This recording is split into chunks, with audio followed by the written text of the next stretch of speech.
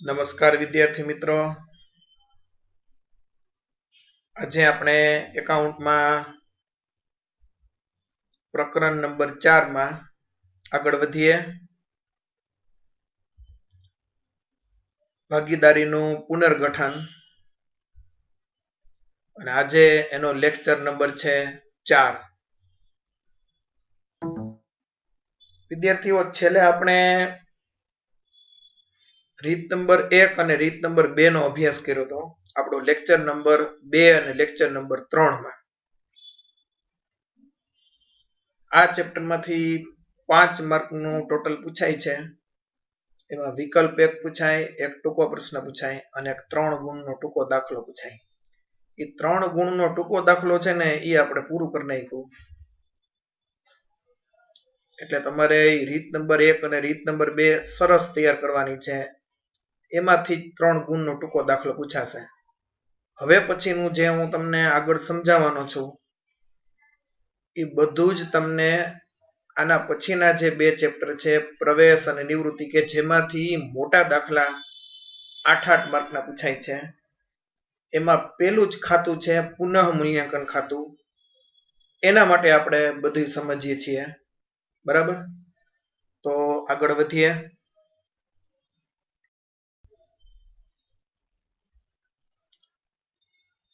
ભાગીદારી પેઢીની મિલકતો અને દેવાનો પુનઃ મૂલ્યાંકન અને તેની હિસાબી અસરો. તો આની આજે આપણે થોડી ચર્ચા કરવાના છીએ. હવે જે ચાલુ ભાગીદારી પેઢી છે એમાં જે મિલકતો હોય અને જે દેવા છે એની એક કિંમત હોય છે ચોક્કસ, અને આ કિંમતે ચોપડે નોંધાયેલા હોય છે, જેને આપણે ચોપડે કિંમત કહીએ છીએ. બરાબર? તો મિલકતો ને દેવા છે એની 2 કિંમત હોય છે. એક તો હિસાબી ચોપડે જે કિંમત બોલતી હોય એને ચોપડે કિંમત કહેવાય, અને ખરેખર માર્કેટમાં આપણે જઈએ, બજારમાં જઈએ તો એની કિંમત કંઈક જુદી હોય છે, જેને ખરેખર કિંમત કે વાસ્તવિક કિંમત કે બજાર કિંમત તરીકે ઓળખવામાં આવે છે. હવે તો વધારે હોય ને ઓછી હોય. બરાબર? એક ઉદાહરણ આપણે સમજીએ કે જમીન મકાનની અત્યારે ચોપડે કિંમત 1 લાખ રૂપિયા છે. હવે ખરેખર જમીન મકાન તમે બજારમાં વેચવા જાઓ તો બજાર કિંમત એની 1,50,000 રૂપિયા છે. વિદ્યાર્થી મિત્રો, પુનર્ગઠન વખતે આ જોવું બહુ જરૂરી છે. એટલા માટે કે માની લો કે કનુ ને મનુ છે એ અત્યાર સુધી 1:1 ના પ્રમાણમાં નફો નુકસાન વેચતા હતા. બરાબર? અને હવે નફા નુકસાનનું પ્રમાણ બદલાવીને માની લો કે 2:1 કરે છે. તો હવે પછીથી પેઢીના ચોપડે તમામ વહીવટ છે એ 2:1 ના પ્રમાણમાં થશે. એટલે આ પુનર્ગઠન સમયે, એટલે કે નફા નુકસાનની વહેંચણીનું પ્રમાણ જ્યારે બદલાવવામાં આવે ત્યારે આ બધો અભ્યાસ કરવો જરૂરી છે. આ બધાની હિસાબી અસરો આપવી પણ ખૂબ જ જરૂરી છે. જો ન આપવામાં આવે તો જમીન મકાનની અત્યારે ચોપડે કિંમત ભલે 1 લાખ રૂપિયા હોય, પણ જ્યારે જમીન મકાન ખરેખર વેચવામાં આવશે ત્યારે એની બજાર કિંમત કંઈક જુદી હશે, અને આવા સંજોગોમાં કોઈ એક ભાગીદારને વધારે લાભ થઈ જાય અને બીજા ભાગીદારને નુકસાન થઈ જાય. આવું ન થાય એટલા માટે જ્યારે પુનર્ગઠન કરવામાં આવે, એટલે કે નફા નુકસાનની વહેંચણીનું પ્રમાણ બદલાવવામાં આવે, ત્યારે દરેક પ્રકારની મિલકતો એની બજાર કિંમત શું છે, એની વાસ્તવિક કિંમત શું છે, એ હિસાબી ચોપડે લઈ આવવામાં આવે છે. અહીંયા જમીન મકાનની કિંમતમાં 50,000 રૂપિયાનો વધારો થયો છે. બીજું એક ઉદાહરણ જોઈએ.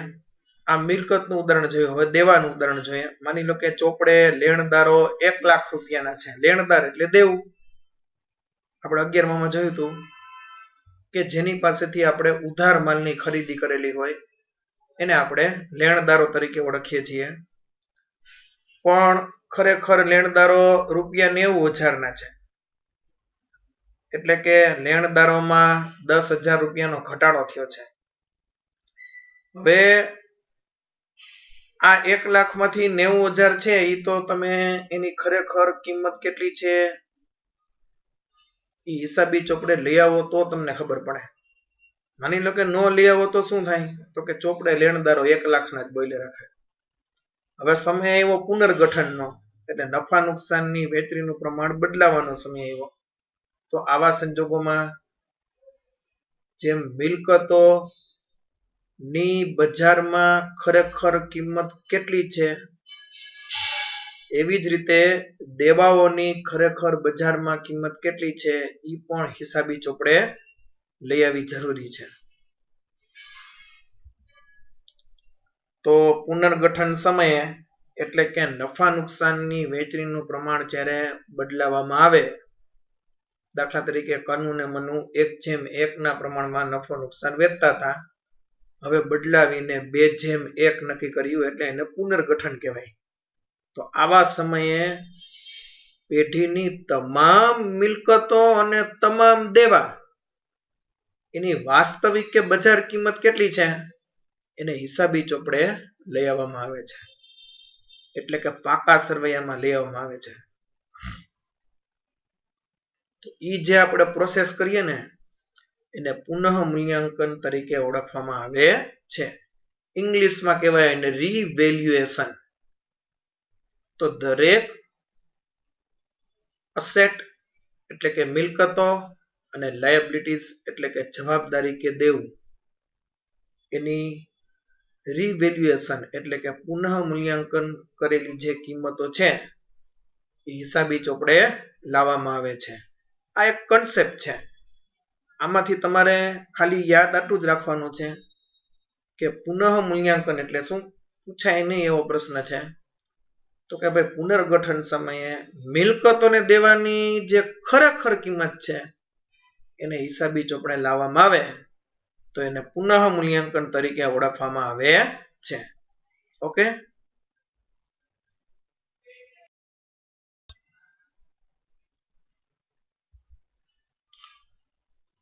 હવે પુનઃ મૂલ્યાંકન શું છે આપણે સમજી ગયા. હવે તમે વિચાર કરો કે આ બધી જ મિલકતોને દેવા છે એની આપણે ખરેખર કે વાસ્તવિક કિંમત હિસાબી ચોપડે લઈ આવી. હિસાબી ચોપડે એટલે પાકા સરવૈયામાં લઈ આવી આપણે. તો થાય શું? માની લો કે જમીન મકાનમાં વધારો થાય, લેણદારોમાં ઘટાડો થાય, એટલે એક એક અસર તો એ થઈ ગઈ. હાલો આપણે જાણીએ છીએ કે નામા પદ્ધતિની અંદર એટલે અકાઉન્ટિંગની અંદર દરેક વ્યવહારની ડ્યુઅલ એન્ટ્રી એટલે દ્વિ અસર હોય, એટલે કે બેવડી અસર હોય. તો એક એક અસર તો એ થઈ ગઈ. બીજી અસર ક્યાં આપવી? તો એ બીજી અસર આપવા માટે અહીંયા પુનર્ગઠન સમયે એક ખાતું તૈયાર કરવામાં આવે છે. વિદ્યાર્થી મિત્રો ખાસ યાદ રાખજો, આ પ્રકરણ પુનર્ગઠન છે. આના પછીનું નવા ભાગીદારનો પ્રવેશ પણ પુનર્ગઠન છે. અને ચાલુ ભાગીદારી પેઢીમાં કોઈ ભાગીદારની નિવૃત્તિ કે મૃત્યુ એ પણ પુનર્ગઠન જ છે. પુનર્ગઠન થાય એટલે કે નફા નુકસાનની વહેંચણીના પ્રમાણમાં ફેરફાર થાય ત્યારે શું કરવામાં આવે? તો કે મિલકતો અને દેવાના રિવેલ્યુએશન એટલે કે પુનઃ મૂલ્યાંકન કરવામાં આવે. હવે ઈ પુનઃ મૂલ્યાંકન કરવા માટે હિસાબી અસરો આપવી પડે. એના માટે પેઢીના ચોપડે ખાસ ખાતું ખોલવામાં આવે છે જેને કહેવાય પુનઃ મૂલ્યાંકન ખાતું. કયું ખાતું કહેવાય? બોલો છે. પુનઃ મૂલ્યાંકન ખાતું. રીવેલ્યુએશન અકાઉન્ટ એટલે કે પુનઃ મૂલ્યાંકન ખાતું. તો આ ડેફિનેશન વિદ્યાર્થી મિત્રો ખાસ યાદ રાખવાની છે. ફરીથી જોઈ લઈ. ભાગીદારીના પુનર્ગઠન સમયે મિલકતો અને દેવાના પુનઃ મૂલ્યાંકનની હિસાબી અસરો નોંધવા માટે પેઢીના ચોપડે જે ખાસ ખાતું ખોલવામાં આવે છે એને પુનઃ મૂલ્યાંકન ખાતા તરીકે ઓળખવામાં આવે છે. ફરીથી પુનર્ગઠન સમયે મિલકતો અને દેવાનું શું કરવાનું થાય? પુનઃ મૂલ્યાંકન. તો એની હિસાબી અસરો નોંધવા માટે પેઢીના ચોપડામાં એક ખાસ ખાતું ખોલવામાં આવે છે જેને પુનઃ મૂલ્યાંકન ખાતા તરીકે ઓળખવામાં આવે છે. સ્ટુડન્ટ્સ, આ પુનઃ મૂલ્યાંકન ખાતું છે ને એ આપણે ખાસ તૈયાર કરવાનું છે, કારણ કે આ ચેપ્ટરમાં નહીં પણ આના પછીના 2 ચેપ્ટરમાં એમાં એનું ફોર્મેટ નહીં આવે, સીધું આપણે દાખલા જ ગણવાના થશે, કારણ કે એનું ફોર્મેટ આ ચેપ્ટરમાં આવી જાય છે. એટલે આપણા 8 માર્કના મોટા દાખલાની પ્રોસેસ ચાલુ થઈ ગઈ. તમે એમ માની લેજો પ્રવેશ અને નિવૃત્તિ અને શેર મૂડી, આ 3 ચેપ્ટરમાંથી ઈ સેક્શનમાં 8 માર્કના 3 મોટા દાખલા આવે અને બીજા 2 મોટા દાખલા 11 માર્કના. પાર્ટ 1 ભાગીદારી પેઢીના વાર્ષિક હિસાબો, પાર્ટ 2 કંપનીના વાર્ષિક હિસાબો. ઓકે, તો ખાસ ધ્યાન રાખજો. હવે પુનઃ મૂલ્યાંકન ખાતાનું બીજું પણ નામ છે, એને નફા નુકસાન હવાલા ખાતા તરીકે પણ ઓળખવામાં આવે છે. શું કામ એને? તો કે આ જે મિલકતોને દેવામાં ફેરફાર થાય તો એ હવાલો છે, એમાં નફોય થાય ને નુકસાનય થાય, તો એને નફા નુકસાન હવાલા ખાતા તરીકે પણ ઓળખવામાં આવે છે. એટલે નન્નું હ ખાતું એટલે નફા નુકસાન હવાલા ખાતું, આ એનું બીજું નામ છે. આ પણ તમને વિકલ્પમાં પૂછાઈ શકે, ટૂંકા પ્રશ્નમાં પૂછાઈ શકે. હવે પુનઃ મૂલ્યાંકન ખાતામાં શું કરવાનું? તો વિદ્યાર્થી મિત્રો, માની લો કે જમીન મકાનમાં 50,000 રૂપિયાનો વધારો થયો, તો પાકા સરવૈયામાં જમીન મકાનમાં વધારો થાય એટલે પ્લસ થાય, બરાબર? તો એ જે વધારો થયો ને એ જ પુનઃ મૂલ્યાંકન ખાતામાં એની બીજી અસર આવે, એટલે હવાલાની બીજી અસર થાય. એટલે તેનું નામ છે નફા નુકસાન હવાલા ખાતું. આવી રીતના લેણદારો છે, તો લેણદારો પાકા સરવૈયામાં 1 લાખ રૂપિયાના હોય, હવે ખરેખર માર્કેટ વેલ્યુ એની 90,000 છે, તો લેણદારોમાં ઘટાડો થયો 10,000 રૂપિયાનો. એટલે પાકા સરવૈયામાં તમે લેણદારો 1 લાખમાંથી 10,000 બાદ કરો એટલે બાયને 90,000 આવે, તો એ 10,000 રૂપિયા હવાલો થયો. તો એ લેણદારોમાં જે વધઘટ થઈ, જેમ કે ઘટાડો થયો, તો એ જ પુનઃ મૂલ્યાંકન ખાતામાં આવે. તો ખાસ યાદ રાખજો કે મિલકતોને દેવાની અંદર જે વધઘટ થઈ હોય ને એને જ પુનઃ મૂલ્યાંકન ખાતામાં નોંધવામાં આવે છે. પછી પુનઃ મૂલ્યાંકન ખાતું તમે બંધ કરો. પુનઃ મૂલ્યાંકન ખાતું બંધ કરો એટલે એ એક પ્રકારનું નફા નુકસાન હવાલા ખાતું છે. એટલે એની અંદર કાં તો તમને નફો મળે ને કાં તો તમને ખોટ મળે. ઈ જે કઈ નફો કે ખોટ મળે એને સીધી ભાગીદારોના મૂડી ખાતે, અસ્થિર મૂડી પ્રથા હોય તો, અને સ્થિર મૂડી પ્રથા હોય તો ચાલુ ખાતે, એટલે કે ભાગીદારોના મૂડી કે ચાલુ ખાતે લઈ જવામાં આવે છે. હવે અહીંયા ખાસ યાદ રાખજો કે જૂના પ્રમાણમાં જ જાય, એટલા માટે કે અત્યાર સુધી કનુ ને મનુએ 1:1 હોય એટલે સરખી રીતે મહેનત કરી હતી, એટલે નનું પ્રમાણ 1:1 હતું. હવે પછીથી 2:1 એટલે કનુ વધારે મહેનત કરશે, મનુ ઓછી મહેનત કરશે. કનુ વધારે સમય આપશે, મનુ ઓછો સમય આપશે. તો હવે પછી જે થાય ને એ આપણે કહીને કે દેશી ભાષામાં નવી ઘોડી નવો દા. એની જેમ હવે પછીથી જે કાંઈ છે એ બધી 2:1, પણ અત્યાર સુધીનું જેટલું છે ને એ બધું 1:1 એટલે કે જૂના પ્રમાણમાં. એટલે જ મિલકતોને દેવા છે એનું પુનઃ મૂલ્યાંકન કરી અને હિસાબી ચોપડીમાં જે વધઘટ થઈ હોય એ પુનઃ મૂલ્યાંકન ખાતામાં આવી જાય એક વખત, એટલે એ ક્લોઝ કરી નાખવાનું ને એમાં જે કાંઈ નફો નુકસાન આવે એ જૂના પ્રમાણમાં વેચી દો, એટલે જૂનો વહીવટ છે ને એ પૂરો થઈ જાય. હવે નવો વહીવટ છે એ 2:1 ના પ્રમાણમાં જ થશે, બરાબર? એટલે જૂના પ્રમાણમાં ભાગીદારો વચ્ચે વેચવામાં આવશે. ખાસ યાદ રાખજો, આખા ચેપ્ટરમાં જૂનું પ્રમાણ જ આવશે બધી જગ્યાએ, બરાબર? પુનઃ મૂલ્યાંકન ખાતા માટે તમારે યાદ રાખવાનું છે, આપણે ઓનલાઈન ભણી છે એટલે થોડુંક અલગ રીતે ભણીએ છીએ, ઓફલાઈનમાં હું તમને જુદી રીતે શીખડાવી શકીશ, પણ અત્યારે આપણી સ્ક્રીનની મર્યાદાને કારણે મારે તમને થોડું અલગ શીખડાવવું પડશે, એટલે તમે યાદ રાખજો. ખોટ હોય તો ઉધાર બાજુ, લાભ હોય તો જમા બાજુ, નુકસાન હોય તો ઉધાર બાજુ, નફો હોય તો જમા બાજુ. બોલો જી મારી સાથે. ખોટ હોય તો ઉધાર બાજુ, લાભ હોય તો જમા બાજુ, નુકસાન હોય તો ઉધાર બાજુ, નફો હોય તો જમા બાજુ.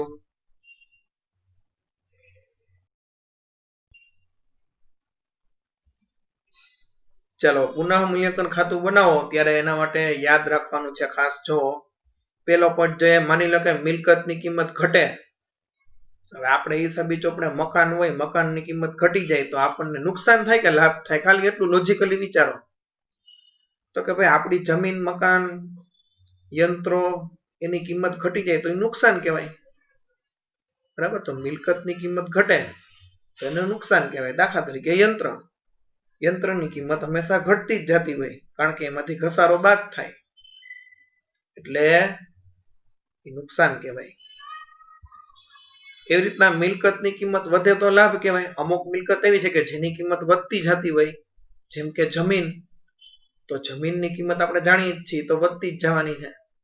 તો જમીનની કિંમત વધી તો એને લાભ કહેવાય, કારણ કે આપણને બેનિફિટ છે ને. જમીનની કિંમત ચોપડે જુદી હોય ને બજારમાં જોવો તો વધારે ભાવ હોય એનો, તો એ તમે હિસાબી ચોપડે લઈ આવો એટલે લાભ જ થાય, બરાબર? એવી રીતના દેવામાં વધારો થાય ને તો આપણે ચૂકવવાના વધારે થાય, તો આપણા માટે ખર્ચ કે નુકસાન થાય. દાખલા તરીકે લેણદારોને આપણે 40,000 ચૂકવવાના હોય એના બદલે 45,000 ચૂકવવાના થાય. 5,000 ના લેણદારો વધી જાય તો આપણો ખર્ચ વધી ગયો, એટલે દેવું વધે તો ખર્ચ કે નુકસાન વધે, એટલે ખર્ચ કે નુકસાન થાય એમ કહેવાય. એવી રીતના દેવામાં ઘટાડો થાય તો લાભ થાય. હવે માની લો કે લેણદારોની જેમ જ બીજું છે દેવી હુંડી. લેણદારોની દેવી હુંડી શું છે? તો કે બે આમ જોવો તો લેણદારો જ છે કે જેની પાસેથી આપણે ઉધાર માલની ખરીદી કરી છે, પણ જે લેણદારો છે એની પાસે આપણે લખાણ લીધું હોય, એટલે કે આપણે એમની પાસેથી લખાણ લઈ અને હુંડી સ્વીકારીને પરત કરીએ તો આપણા માટે દેવું છે, કારણ કે આપણે ઉધાર માલની ખરીદી કરી છે એની પાસેથી, એટલે પૈસા આપણે દેવાના હોય એને, તો ભવિષ્યનું દેવું છે. તો દેવા માટે જે હુંડી સ્વીકારીને પરત કરવામાં આવે એને દેવી હુંડી કહેવાય. એ આપણે 11માં શીખી ગયા છીએ.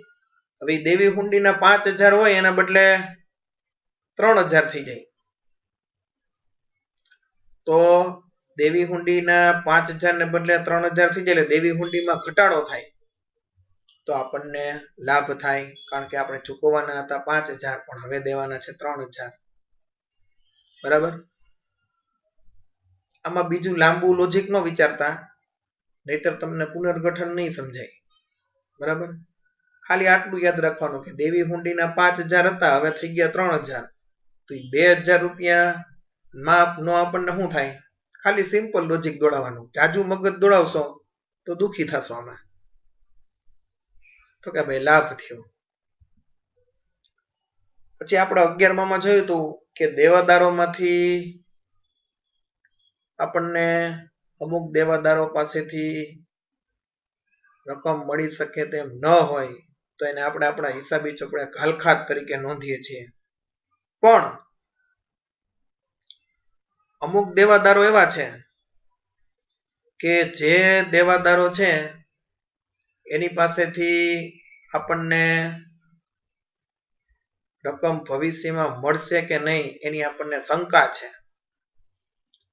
તો વિદ્યાર્થી મિત્રો, રૂઢિચુસ્તતાનો સિદ્ધાંત છે એકાઉન્ટનો. એ રૂઢિચુસ્તતાનો સિદ્ધાંત એમ કે છે કે ભવિષ્યના લાભને તમે ધ્યાનમાં ન રાખો તો હાલે, પણ ભવિષ્યના નુકસાનને તો ધ્યાનમાં રાખવું જ જોઈએ. એટલે ઘાલખાત અનામત છે એ ભવિષ્યનું નુકસાન છે, તો ઘાલખાત અનામત છે એ ભવિષ્યનું નુકસાન છે, તો એને હિસાબી ચોપડે લાવી પુનર્ગઠન સમયે એની નોંધ કરવામાં આવશે. બરાબર.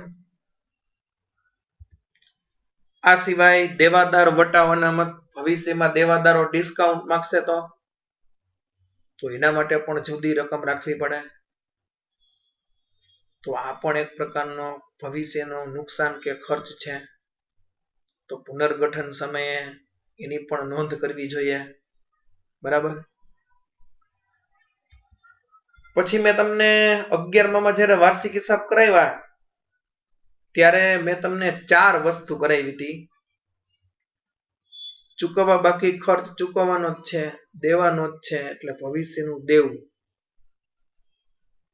જેમ કે ચૂકવવા બાકી પગાર, તો એ તમારે ચૂકવવાનું તો છે જ, ભવિષ્યમાં ચૂકવવાનો છે એટલે એ ભવિષ્યનું દેવું થયું.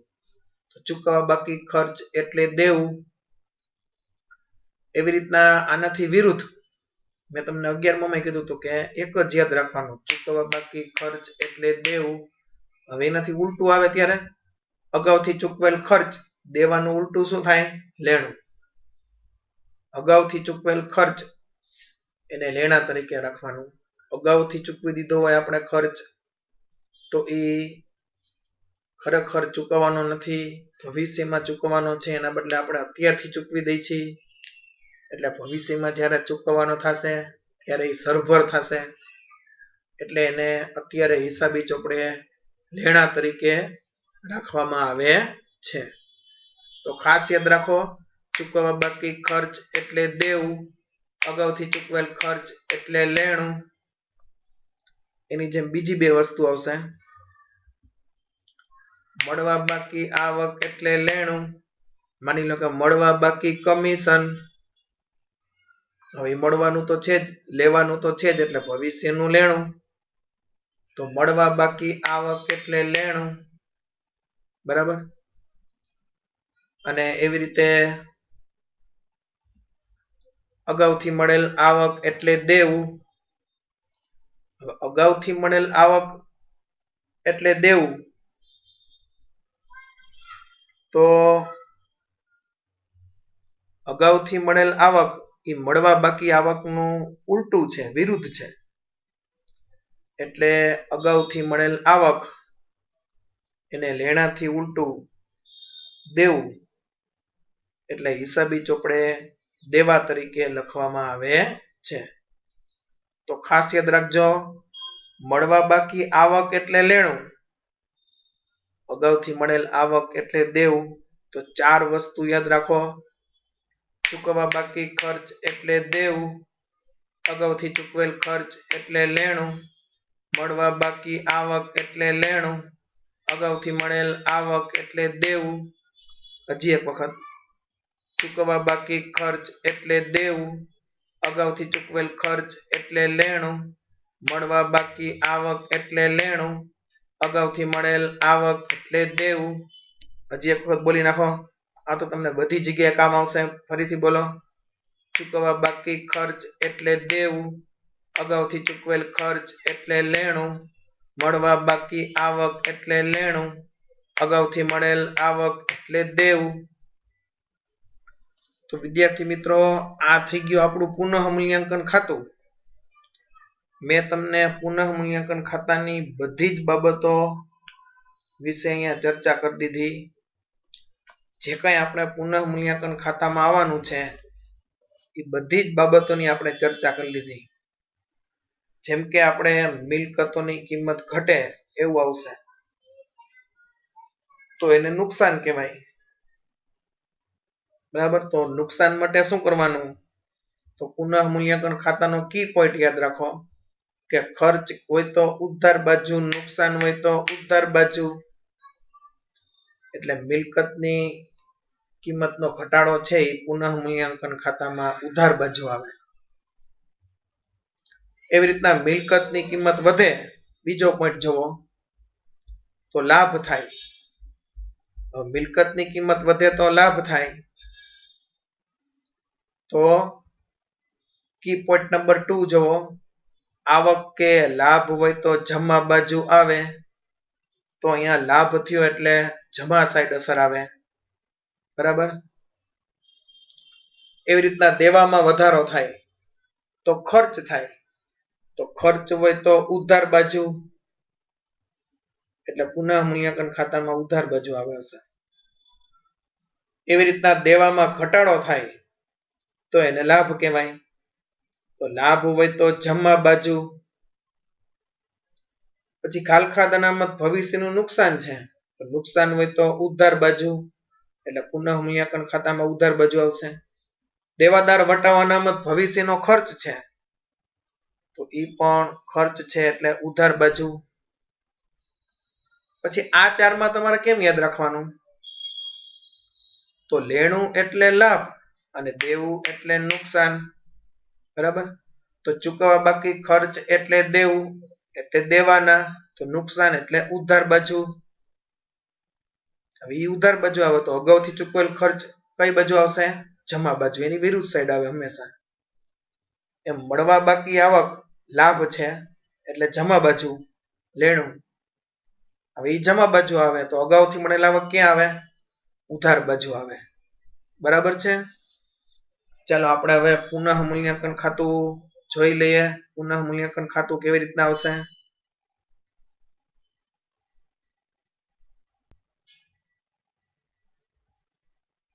વિદ્યાર્થી મિત્રો, આ પુનઃ મૂલ્યાંકન ખાતાનો ફોર્મેટ છે.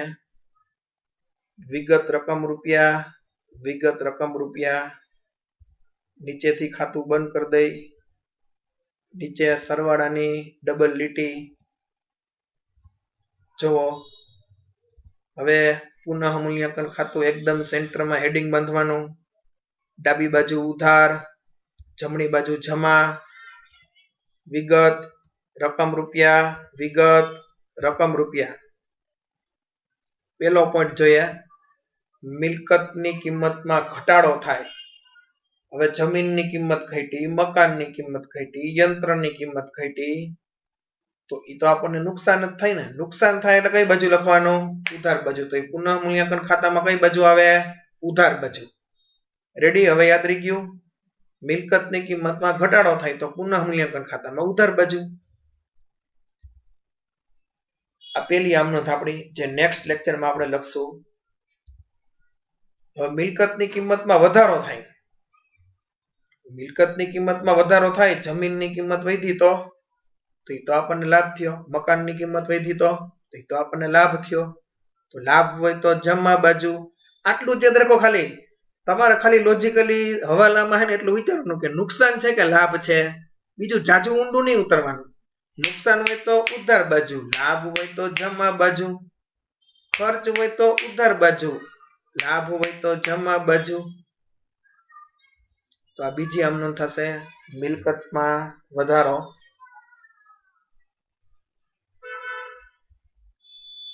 પછી દેવા ખાતે એટલે કે દેવામાં વધારો. હવે દેવું વધે, પૈસા આપણે કોકને દેવાના હોય, એમાં વધારે દેવાના થાય તો એ નુકસાન કહેવાય કે લાભ કહેવાય? નુકસાન કહેવાય. એટલે દેવામાં વધારો થાય તો ક્યાં આવશે? ઉધાર બાજુ. કારણ કે નુકસાન હોય તો ઉધાર બાજુ. આ ત્રીજી અસર. હવે આપણે કોકને પૈસા દેવાના હોય, એમાં ઘટાડો થઈ જાય, ઓછા દેવાના થાય, તો એ શું થાય આપણા માટે? લાભ થાય. લાભ હોય તો જમા બાજુ.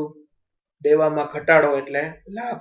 આપણે જે રકમ દેવાની છે એમાં ઓછી દેવાની થાય એટલે ઘટાડો, તો લાભ એટલે જમા બાજુ.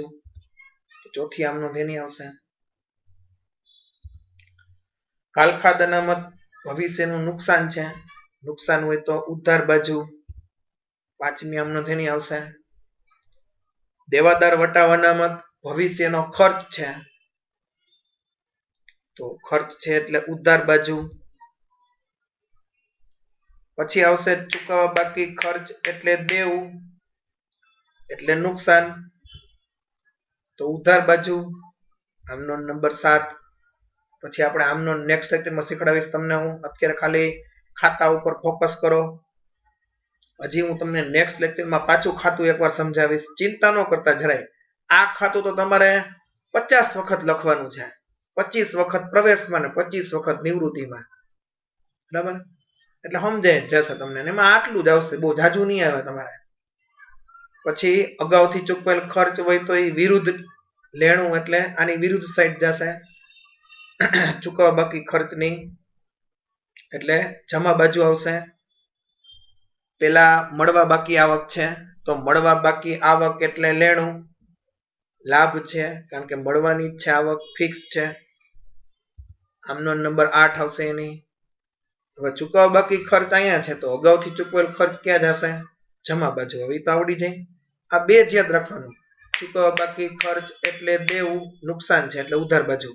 મળવા બાકી આવક એટલે લેણું, લાભ છે એટલે જમા બાજુ. ઓલા બે તો આવડી જ જાય. એના ઉપરથી ચૂકવવા બાકી ખર્ચ અહીંયા તો અગાઉથી ચૂકવેલ ખર્ચ એની વિરુદ્ધ સાઈડ જાય. આમનો નંબર 9. મળવા બાકી આવક આ બાજુ છે તો અગાઉથી મળેલા આવક અહીંયા આવશે. આમનો નંબર 10. હવે માની લો કે જમા બાજુનો સરવાળો વધારે આવે તો એ તમે ઉધાર લઈ આવો એટલે ઉધાર સાઈડ તમને બાકી મળે, એને કહેવાય નફો. મેં તમને અગાઉ કીધું કે આ નફો ક્યાં લઈ જવામાં આવશે તો કે મૂડી ખાતે. કયા પ્રમાણમાં? હંમેશા જૂના પ્રમાણમાં. ખાસ યાદ રાખો. તો એ આપણી આમનો નંબર 11 થશે. જમા બાજુનો સરવાળો વધારે આવે એ સરવાળો ઉધાર સાઈડ લઈ આવો એટલે ઉધાર સાઈડ તમને બાકી મળશે, એને નફો કહેવાય. કારણ કે જમા બાજુ છે ને આપણે લાભ લખ્યો હોય, લાભ વધારે થયો હોય અને ખર્ચ ઓછો થયો હોય એટલે ખર્ચ બાજુ રકમ ઘટે તો એ નફો કહેવાય. એ મૂડી ખાતે કે ચાલુ ખાતે વહી જશે જૂના પ્રમાણમાં. અત્યારે મૂડી ખાતે રાખો ખાલી. ઉલટું થાય, ખર્ચો વધારે થઈ જાય, નુકસાન વધારે થાય તો એ તમે ઉધાર બાજુનો સરવાળો વધારે આવે એ તમે જમા સાઈડ લઈ જાઓ તો જમા સાઈડ રકમ ઘટે તો એને કહેવાય ખોટ. લાભ બાજુ રકમ ઘટી એટલે ખોટ કહેવાય. એ પણ મૂડી ખાતે જાય જૂના પ્રમાણમાં. આમનો નંબર એની 12. ઓકે. તો આ પુનઃમૂલ્યાંકન ખાતું હું તમને નેક્સ્ટ લેક્ચરમાં પણ પાછું સમજાવવાનો જ છું. બરાબર? તો જરા શાંતિથી આ બધું નોટ ડાઉન કરી નાખજો. અસ્તુ. જય હિન્દ, જય ભારત.